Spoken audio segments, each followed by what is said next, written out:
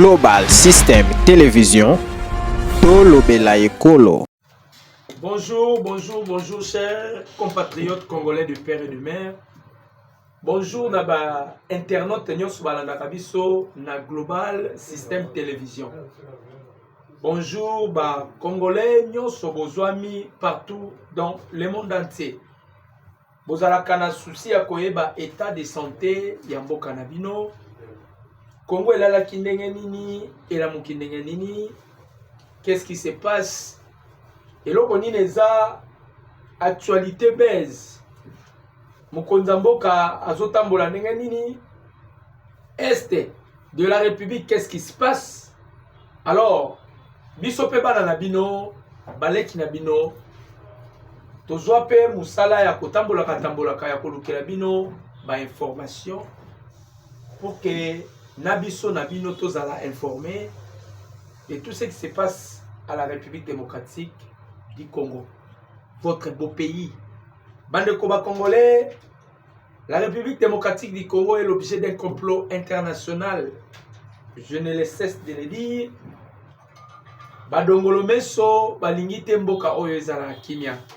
Alors, bisope togolembate, nous sommes là pour informer aussi ba compatriotes, ba congolais de père et de mère, bande konyoso balanda kabiso na Global System Télévision. Bandeko, l'air est grave. Parlons de la situation sécuritaire à l'est de la République démocratique du Congo. Bandeko ba congolais, les Wazalendo Bazalaki Club, Basali Parade Balobi, et ils sont en politique.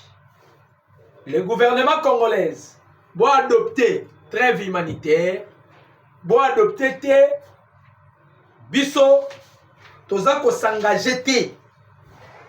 Vous faites la politique, nous ne sommes pas dans la politique.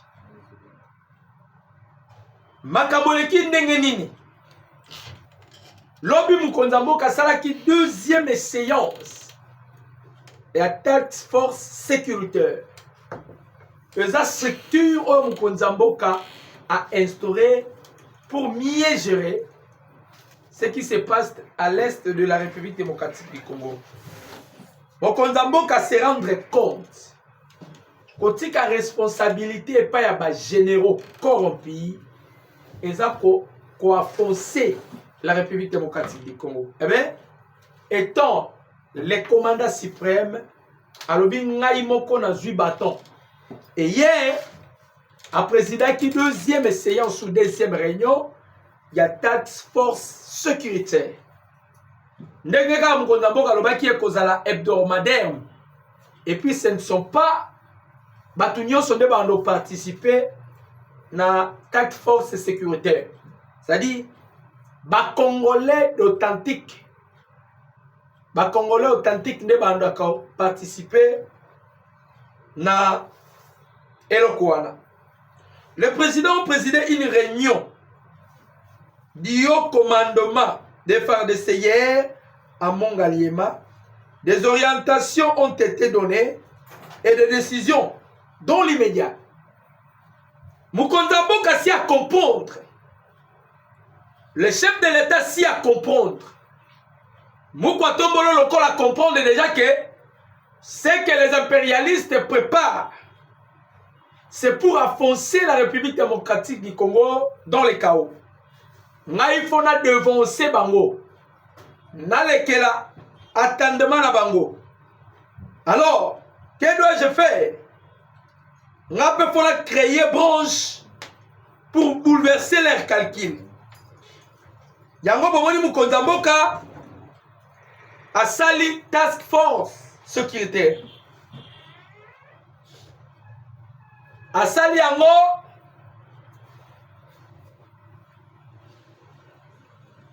pour que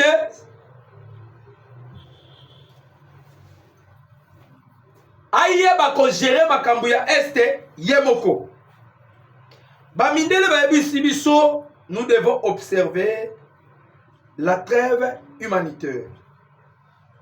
Mais, sécurité dans l'Est, le chef de l'État a présidé la 10e réunion de la task force du haut commandement militaire. Bande Kolanga. Bamindele basengi puisse s'auto-observer. Mais moi je vous dirais, Banyangalakata, mardi à lobby et mardi à Lelo. Mardi à Lelo. Les Wazalendo mettent le feu sur les envahisseurs rwandais. Kaka Lelo. Parce que les Wazalendo, balobaki bakokota na biloko wanate. Wazalendo pelissimo te pas envahisseur rwandais RDF. M23 IP9. Na axe ya Kiroche. To récupérer Kirima, Kishiche, Namai Yamoto. Les Wazalendo aussi balobi bongo pourquoi te comprendre Mundele. Mindele bazoya ko distraire biso pour armer l'ennemi. Ils viennent pour nous distraire à la fin des comptes, bazo armer l'ennemi. Bayeba distraire bino à la fin des comptes, bazo armer l'ennemi. Nebomoni, au représentant la biso auprès de la Nations Unies, Mukongo Zenon. Mukongo Yalobi, on ne peut pas dialoguer aussi longtemps. Les impérialistes, Balingi Kopesa, mon ordre était pour que les Rwandais quittent les sols congolais. Zeno Mukongoy, alors Biboye, les déploiements des soldats rwandais sur les sols congolais, orchestrés par le président Paul Kagame, constitue une grave violation de la charte de l'ONU, de l'acte constitutif de l'Union africaine et d'autres tests internationaux. Le Conseil de sécurité doit agir fermement car les autorités rwandaises, sous la direction de Kagame, ne respectent pas les engagements pris et défient ouvertement l'ONU. Rwanda, au représentant la mise auprès de la Nations Unies, à l'Obi Boye, le déploiement des soldats rwandais sur les sols congolais est orchestré par Paul Kagame et constitue une grave violation de la charte de la Nations Unies, de l'acte constitutif de l'Union africaine et des autres tests internationaux. Le Conseil de sécurité doit agir fermement car les autorités rwandaises sous la direction de Kagame ne respectent pas les engagements pris et défient ouvertement la Nations Unies.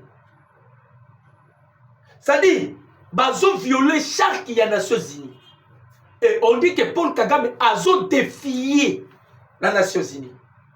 Mais quand vous les Américains, vous envoyez la lettre et vous demandez au gouvernement congolais ainsi que notre armée d'observer la trêve humanitaire pendant 2 semaines.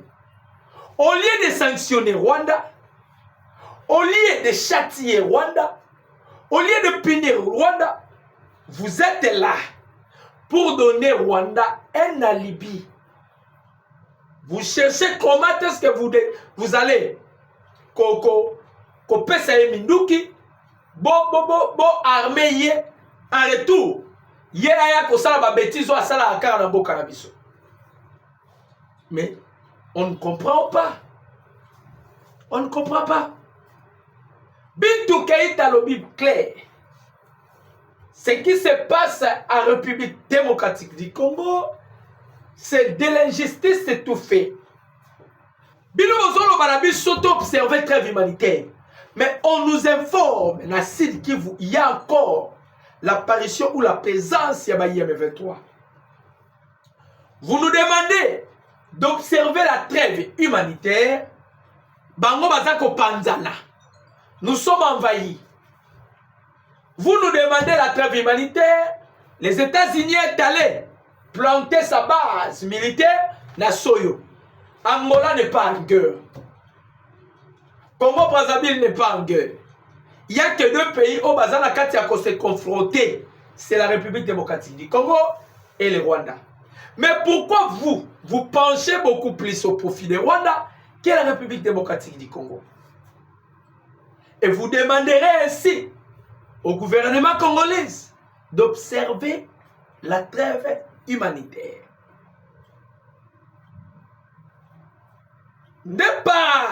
Par là, le président Félix, il a instauré maintenant ce TAC, force sécuritaire, pour contrecarrer les impérialistes par rapport à Makambo Bamindele Bazosala.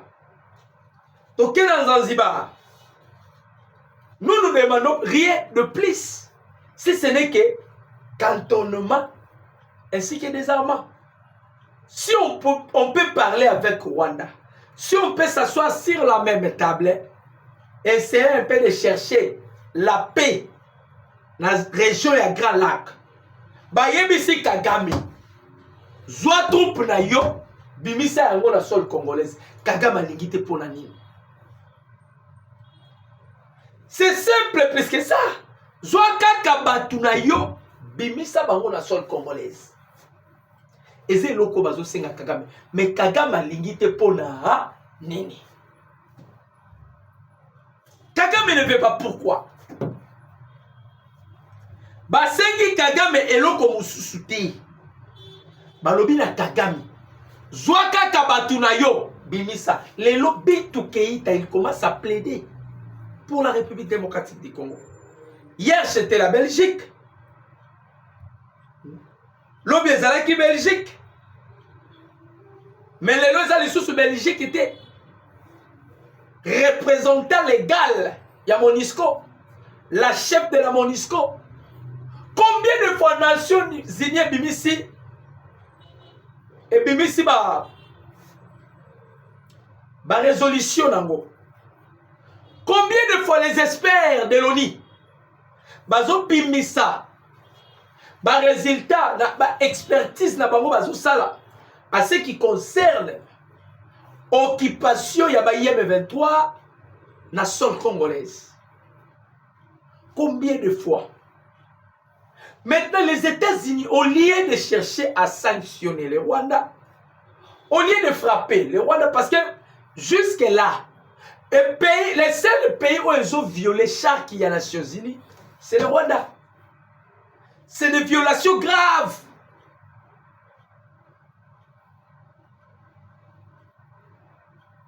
Nations Unies les espèrent. Babimi Saki résolution. C'est que, où ils ont les cannabis aux anines.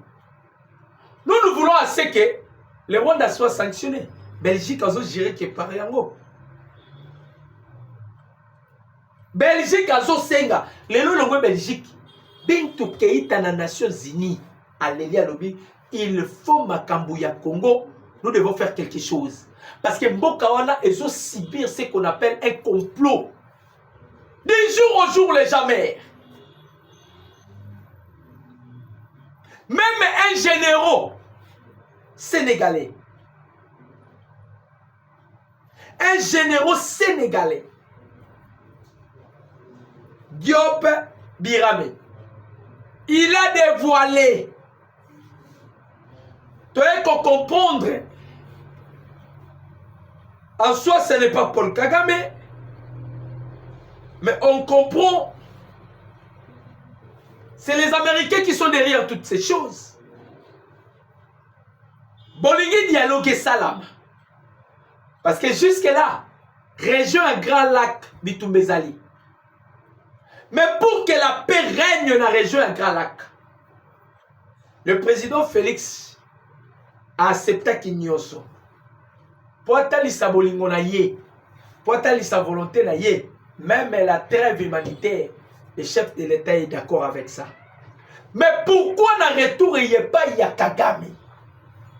Kagame, Mindele bazo sungayo, bazo luka ba créer biloko. on a parlé sur la trêve humanitaire, mais cependant, Paul Kagame a envahi Sud Kivu. Et si on déjà Kimi et Kotaki. Vous ne voyez pas que le bateau baza na kati ya makambo. Baza na kati ya ko préparer makambo. Il faut qu'on se dise la vérité. Non, non, non. Le gouvernement congolais, vous pouvez accepter. Mais Bisso, Totikali Libanda Likambo. Pourquoi? Parce que ceux qui vont romper ma conti,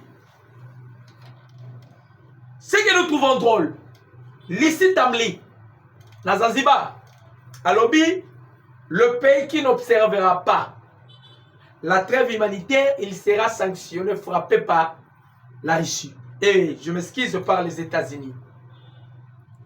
Maintenant, depuis que Babanda Kobimisa ma résolution, les États-Unis est allé plus loin. Baebisa biso ba kotisa Rwanda na liste noire ya Washington. Mais Tilelo, il n'y a pas des effets. Tilelo, il n'y a pas des effets. On se pose la question. C'est le Rwanda qui dirige le monde? Ou bien ce sont les Américains? Ou bien... Tout ça comprend de tête.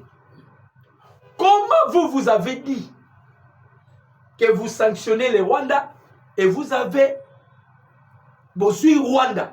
Beaucoup ici, parmi les 19 pays, au Bazalaka, la liste noire à Washington. Mettez qu'au moi, Tomoni Emiral, William Fallon, le directeur d'analyse et de stratégie à SIA, à Kita, na Air Force One, il est allé à Kigali. On se pose la question, Toza Wapi. Les Américains, pourquoi Bozolinga? Parce que les démocrates, ont décidé, Balobi, avant qu'il y ait les élections aux États-Unis, il faut Nord Kivu, Sud Kivu, annexer à Rwanda. Paul Kagame à son tour, à lobby, campagne naïe, n'est-ce lobaki. Kagame avait dit que dernier jour, il y a campagne naïe, ça le dit, j'avais aussi la campagne na Goma. Ça, c'est craché sur la personne du président Félix. Kagame a lobby que jour il y a Souka. Il y a campagne naïe, à na Goma. Aimez notre vidéo, likez et partagez. Bamindele bazana kati ya ko mijoter quelque chose. Voilà pourquoi nous sommes là. Tozobenga mokonzi mboka. Le président Félix, Tozobenga mokonzi mboka pona kotalisa ye. Et puis ye moko mokonzi mboka ayebi. Comment est-ce que bamindele batambolaka? En soi, nakuna bango bazo préparer lokola balobaki. Nord Kivu na Sud Kivu faut annexer yango na Rwanda. Il faut à tout prix annexer yango na Rwanda. Conseil de sécurité akobimisa résolution et kozala en vigueur te. Akobimisa résolution et kozala en vigueur te. On se pose la question, nous sommes où? Toza wapi? Toza wapi? États-Unis ont qu'elle retient ma base. Et puis cette dame de Lissi Tamli, ont menacé le président de la République. Que si vous n'observez pas la trêve humanitaire, les États-Unis vont vous frapper. Vous avez vu ce ban na bino, ou bien le Congo appartient aux Américains ou comment? Congo est un Américain. Comment les Américains veulent nous imposer Bamakabo ils ont contre. Ils veulent à tout prix que c'est que le dialogue. Et ça veut dire que le dialogue se fasse entre le président Félix et le M23. Les lois comme ils conseillent le président Félix à dialoguer dans Nanga. Ils ont demandé que non, les Congolais vont se rebeller parce qu'il y a mauvaise gestion. Nakati Mboka va se rebeller. Voilà pourquoi nous faisons appel au président congolais de négocier avec les Congolais. C'est ça leur carte. Bazoluka mixage et brassage. Parce que les Américains se retrouvent que Batuna Bango Bazalaka ba ministre, bato na bango bazalaka ba gouverneur, bato bazalaka au sein ya gouvernement congolais, oyo bapesaka bango les informations, ils ne sont pas là. Totikali na deux personnalités, oyo bazosunga mindele na ba information. Il s'agit de M. Julien Paluku et de M. Lycée Boussa. Ce sont les gens que nous demandons au chef de l'État. Il y a qu'on révoqué Bango.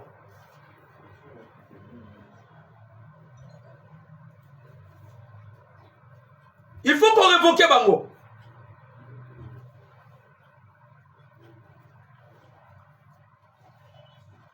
Nous demandons au chef de l'État, Batoyo, il faut les révoquer. Il faut qu'on révoque Bango.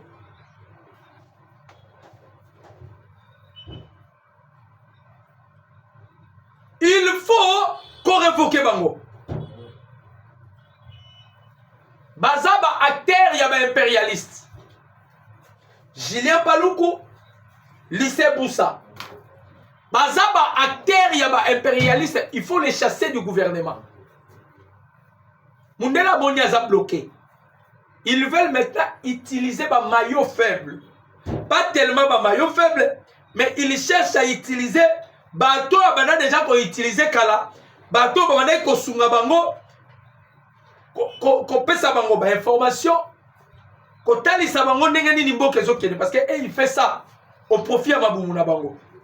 Mais tozo senga mukonzi ya mboka le président Félix de ne plus Komi Koti Sanabilo Kouana, vous devez révoquer votre oyo. Quand des potes de longue date qui ont partagé la même chambre à l'Inikin se décident d'organiser une conférence dite scientifique en évitant un opposant du pouvoir en place dans le cadre de l'exercice de la liberté d'expression et de la démocratie. Nous pouvons tout de suite comprendre leur démarche parlant du développement de l'économie en RDC. Vital Kamerhe, il ne peut avoir de leadership de qualité sans la bonne gouvernance. Lycée Boussa, le pays souffrait d'un déficit de leadership depuis 1960. Le pays souffre d'un déficit de leadership depuis 1960. Il nous manque de vision stratégique et de gestion. Bandeko nangai. Tokela matata poyo. Matata ponyo mapon. Ce pays est en panne de leadership. Le même propos Matata Ponyo, le même propos Lycée Boussa. Au regard de ces éléments, je conclus que c'est tout simplement une campagne visant à rabaisser, à discréditer le président de la République avec de publicité ou des déclarations négatives. Bref, c'est une nouvelle stratégie de mépris.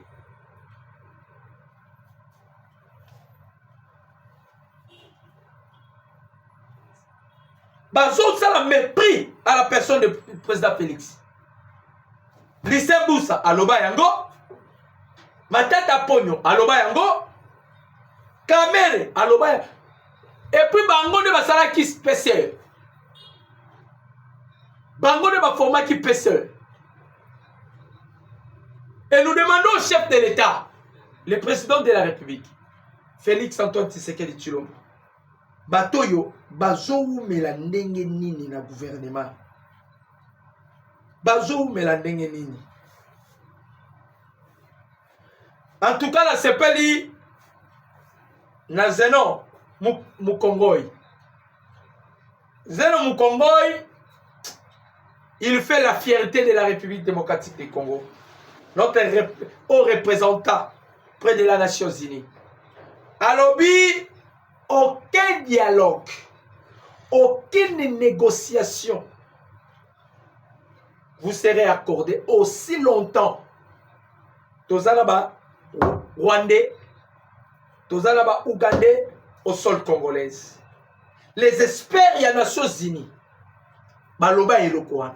Bintou Keïta na Nations Unies a plaidé eloko wana. Mais to revendre la sous grave humanitaire ya nini? Biso to lukana nous to dégager les envahisseurs dans les sols congolais parce que baza d'une façon illégale. On doit les chasser le plus vite possible. Bintou Keïta les a parlé. Que font tous ces envahisseurs-là au sol congolais? C'est pendant les États-Unis, balingi baya ko endormir. Biso, baya na carte d'abord. Qu'on paie ça ordre par le président de la République. Atika, offensive, ça n'a pas marché parce que le président Félix a déterminé et il était catégorique. Batiki et Lokoana, baya na deuxième ébauche. Et donc on a pessimiste parce que le chef de l'État Boyango, il était catégorique. Maintenant, il voulait à tout prix pour nous faire endormir. Il cherche toujours la Libye pour permettre que Rwanda a s'avancer. Bah, il dit ça, trêve humanitaire. Trêve humanitaire. Toko sala nini na trêve humanitaire. Toko sala nini.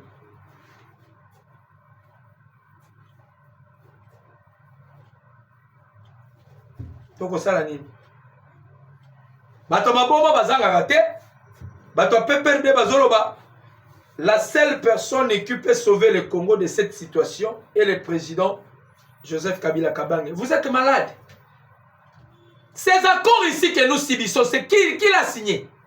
Ce n'est pas Hippolyte Kanambe. Et vous voulez encore. Badeko, Kabila zo rêvé. Kabila ti le loi a Andimarate que vous comptez si là. Il rêve. Comme les rêves est permis. Est-ce que vous pouvez me dire les rêves est permis. Si vous voulez rêver en couleur, ça dépend que de vous. Si vous voulez rêver en noir-blanc, ça dépend que de vous. Les rêves est permis. Mais tout ce que nous subissons aujourd'hui, c'est Joseph Kabila. Kabila a nommé 35 généraux rwandais, 45 colonels rwandais. Des lieutenants ne parlent même pas. Soyez les autres comme tous ont dépassé à 300 généraux. C'est Kabila qui a instauré ça pour déstabiliser notre armée. Pour déstabiliser notre armée. Et tous ces vautours-là, c'est eux qui entourent le président de la République. Le général Biram Diop a sali appel, il y a sonnette dans un télégramme à lobby que tous les collaborateurs du président Félix sont en contact avec les rebelles. Ils sont en contact déjà avec les rebelles. Qui sont les collaborateurs des chefs de l'État? Ce ne sont pas des ministres. Voilà Julien Palouk aujourd'hui. Moutou ya parti na ye. Barek. Nommé bourgmestre na Lubero. Kaka bato parti na ye. Voilà Moussa, lycée Boussa. Qui a caché si la personne des chefs de l'État. On demande aux chefs de l'État, ces gens ici, il faut l'expulser. Il faut les chasser. Il faut qu'on benga la bango. Il ne respecte pas la vision du chef. Il crache sur la lutte du chef de l'État. Et ce qui préoccupe Bato Bamiyibyo, Lissem Boussa, ainsi que Julien Paloukou Maboumou Bango. Moussou Solution soit Moukousse Moussa Nyamoussi. C'est lui, père spirituel, il y a Adep. Na Banande. Banande. Et ça batu ya Moussa Nyamoussi. Tribus aux les amouké, mais sont des tribales. Très tribales. C'est bango de ozo sala la trafic. Il y a des minéraux. Rwanda Kinshasa, Rwanda RDC, Rwanda, ce sont des nanés. Côté on a nion ce qu'on trafic na bango. Pour la bango faut boma. Pour la bango faut critiquer. Pour la bango faut ça n'importe quoi. Aimez notre vidéo. Commentez notre vidéo. Partagez le lien.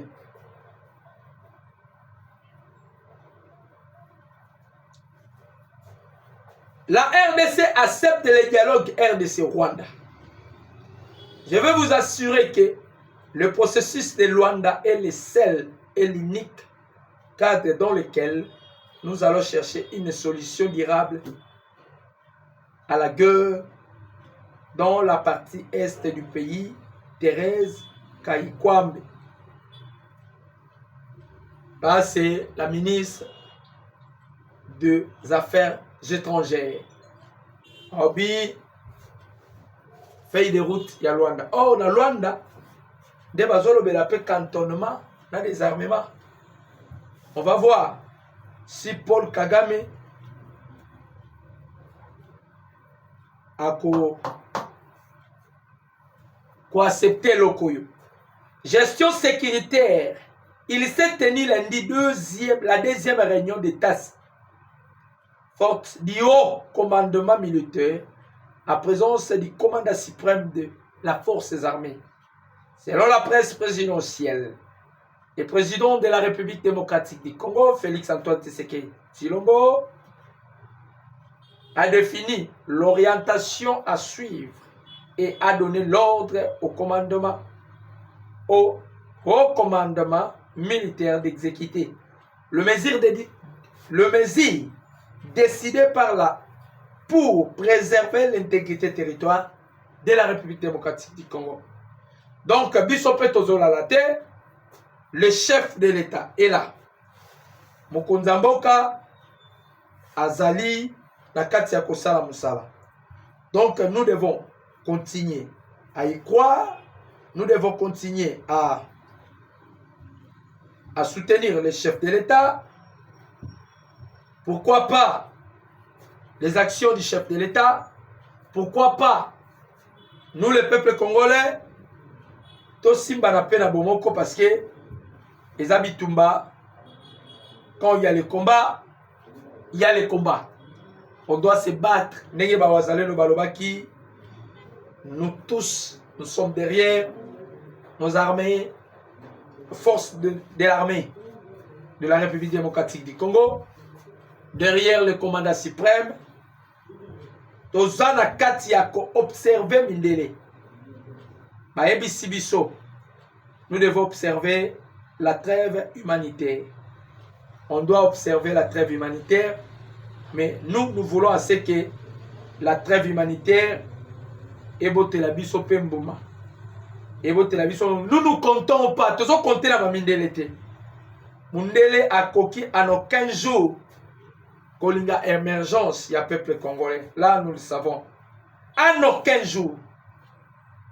Mundele a koyi Kolinga émergence, il y a peuple congolais. Donc par là, biso to akasima mukonzi amboka.